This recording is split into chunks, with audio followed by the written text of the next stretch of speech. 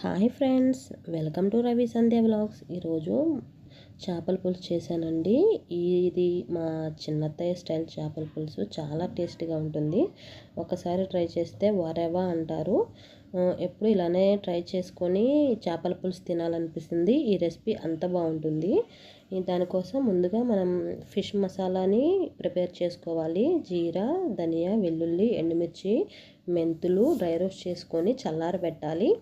అల్లం, వెల్లుల్లి, మిర్చి అండ్ ఆనియన్స్ సన్నగా కట్ చేసుకొని మిక్సీ పట్టుకొని పక్కన ఉంచాలి. శుభ్రంగా కడిగిన ఈ చేప ముక్కలకి అల్లం వెల్లుల్లి పేస్టు, ఉప్పు, కారం, పసుపు అండ్ ఆయిల్ వేసి మ్యారినేట్ చేసి చింతపండు రసం యాడ్ చేయాలి. వాటర్ కన్సిస్టెన్సీ చూసి యాడ్ చేయాలి. నెక్స్ట్ స్టవ్ మీద 10 minutes మీడియం ఫ్లేమ్లో మూత పెట్టి తెల్లకాగనివ్వాలి. చేప విరగకుండా ఉండాలంటే గరిటె పెట్టకుండా కదుపుతూ ఉండాలి. కదిలిస్తే చేప ముక్కలు విరిగిపోయి అంత మంచిగా అనిపించవు తినేటప్పుడు.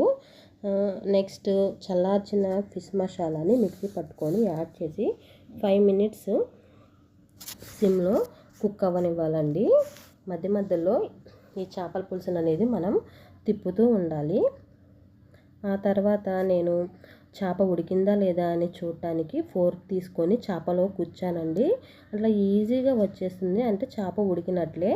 ఇంకా నేను కొంచెం కొత్తిమీర వేసేసి దించేసాను. అంతే, టేస్టీ చేపల పులుసు రెడీ అయింది.